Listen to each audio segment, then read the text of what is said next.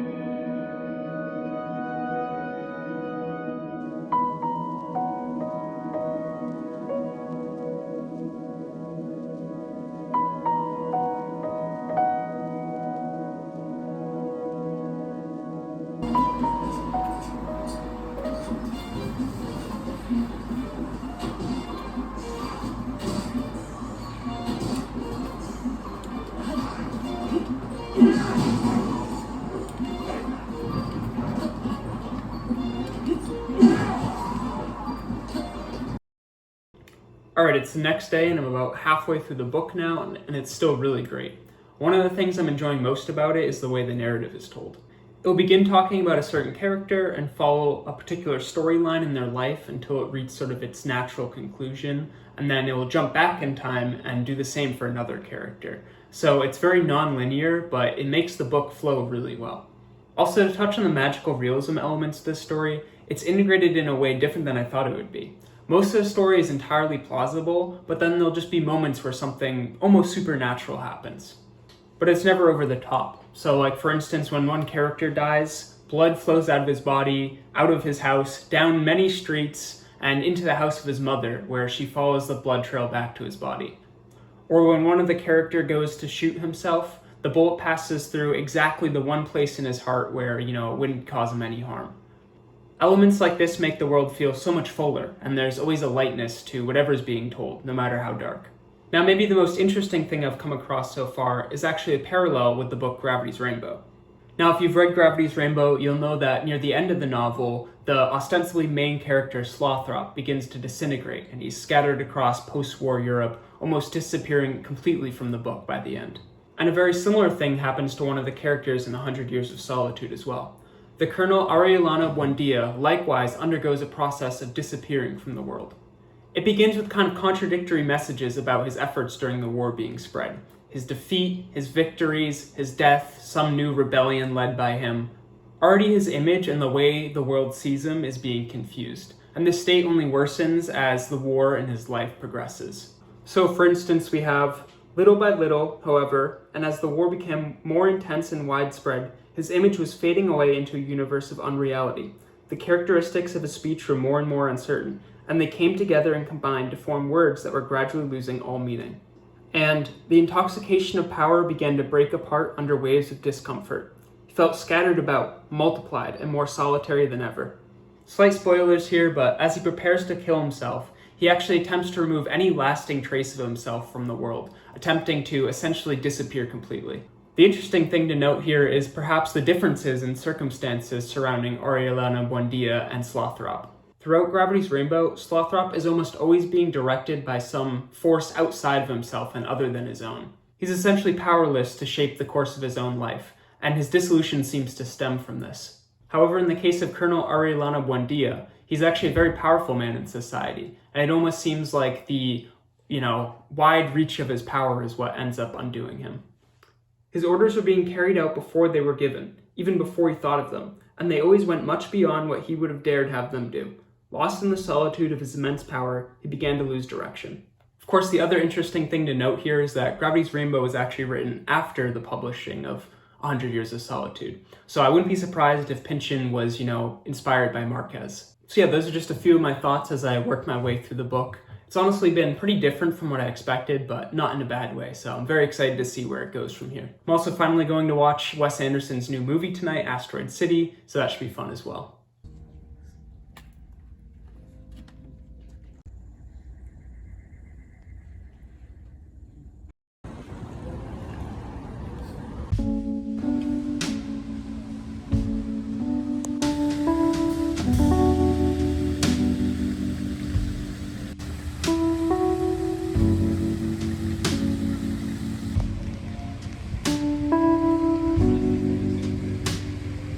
It's been another few days since I last checked in, and I'm now about 300 pages through 100 Years of Solitude, and it's just as good.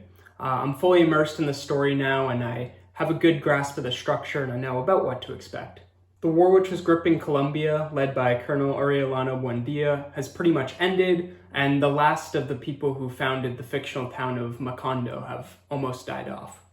The biggest development in my mind is that Macondo has almost like an enchanted swamp area where special bananas are able to grow. And so the town has pretty much been colonized by gringos or, businessmen who are moving in to farm the land. And really this is immediately setting off alarm bells in my head. They set up a separate town which they fence off, and pretty much all of Macondo has changed almost overnight. After a child is brutally killed by the town's new police, or, hired assassins with machetes, as the book points out, Arellano Buendia is so outraged he threatens to have his 17 boys take up arms again. But over the course of only a few days, all save one of his children are murdered by what I assume to be hired mercenaries. And so Marquez is obviously pointing out the cruelty of colonialism partnered with industrial exploitation, a theme which I'm really happy he's touching on. Later in the story, another member of the Buendia family organizes a strike of the banana company workers to protest their, ramshackled living conditions and the fact that they're not even paid in real money, just tokens to be, redeemed for ham. This is exactly the part I'm in the book right now, so I don't know how it's all going to play out, but it's a theme that's very compelling and I'm anxious to read more. The other interesting aspect I've noticed is the idea of time going in circles or repeating. And this is something that the head of the family, Ursula, is constantly feeling, especially in regards to, characters sort of repeating the same actions of other members of the family in the past. Since there's so many shared names in the family, Orellano and Arcadio in particular, Ursula believes that, the name that a child is given is going to predict how they're going to grow up and what they're going to be like. When this often turns out to be the case, it's almost like, a repeat in the progress of time. And so the narrative does have a very, cyclic nature to it, which is something that I find really interesting. In other news, I did see Wes Anderson's new movie, Asteroid City, a few days ago, as I said, and I definitely liked it. I've been a long-time Wes Anderson fan, but I did not really like his last one, The French Dispatch, so I was kind of hesitant going into this one, but I was pleasantly surprised. I'll say even for a Wes Anderson movie, it was pretty weird. Of course, a lot more meta with a lot of fourth wall breaks. That's maybe the most obvious thing. But even besides that, I felt a pretty heavy sense of, absurdist philosophy in the movie, and I really wonder if that was intentional or not. One of my complaints, though, is it felt pretty emotionally shallow. Other Wes Anderson movies have managed to really affect me. I'm thinking in particular of Richie Tenenbaum's Suicide Attempt. But this one felt pretty empty. That said, the moment when we first encounter the alien has such a sublime feeling to it, rivaling when Mr. Fox finally sees the wolf in Fantastic Mr. Fox, a scene which has stuck in my memory since childhood. So yeah, I think I really enjoyed Asteroid City. If you haven't made up your mind yet about going to see it, consider this as my recommendation. With all that said, I'm expecting to finish 100 Years of Solitude in the coming days, so I'll be sure to take you along with me and give you my final thoughts as well.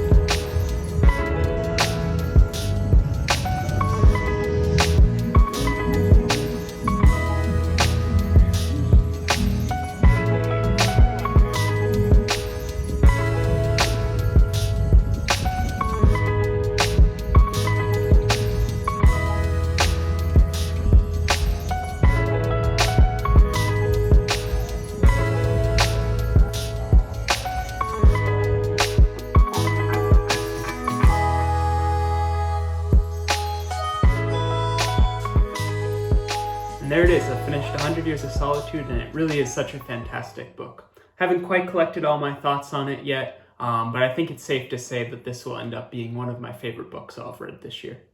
The writing itself was amazing, and the characters and storyline were super memorable and interesting. I'll say probably the most surprising aspect of the book to me was just how horny it was. The characters do a lot of lusting after each other, and while it can be quite beautiful at times, there's also quite a bit of underage sex, iffy consent, and incest, which may be a bit uncomfortable. But I don't think Marquez was really romanticizing it at any point. I think I last left off talking to you all about the beginnings of a strike organized by Jose Arcadio Segunda against the Banana Company, which moved into Macondo. And this storyline really went way further than I was expecting it to.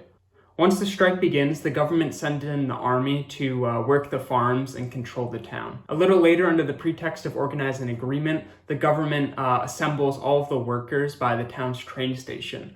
But in actuality, they've been given authorization to the army to shoot to kill any of the workers who are unwilling to withdraw. With the workers corralled in by the army but unwilling to withdraw, a volley of machine gun fire breaks out, and Jose Arcadio Segunda awakes in a seemingly endless train surrounded by thousands of dead bodies stacked like bananas. This is already horrifying enough as it is, but as he attempts to flee the train and return to Macondo, everyone he comes across says that the army hadn't killed any workers, and that they had just left and returned to their country. And very quickly this becomes the story that everyone believes, and Jose Arcadio Segunda is the only man alive who knows the terrible truth. Now this was really the part of the book that just cemented my love for it, as it's just so haunting and perfectly encapsulated a lot of its central themes. After this event, the town is flooded by a years-long deluge of rain, after which it is thrown into a drought, and little by little, the town's inhabitants are thrown into further decrepitude and solitude. And as we follow the slow death of Macondo, we are left with the words, "For it was foreseen that the city of mirrors, or mirages, would be wiped out by the wind and exiled from the memory of men at the precise moment when Ariolano Babylonia would finish deciphering the parchments, and that everything written on them was unrepeatable since time immemorial and forevermore, because races condemned to 100 years of solitude did not have a second opportunity on earth." And in essence, this inverts the suspicions of Ursula that time is repeating, as the history of Macondo is one of decay, not regeneration. So overall, those are my thoughts on 100 Years of Solitude as they stand today, and what I found most interesting while reading it.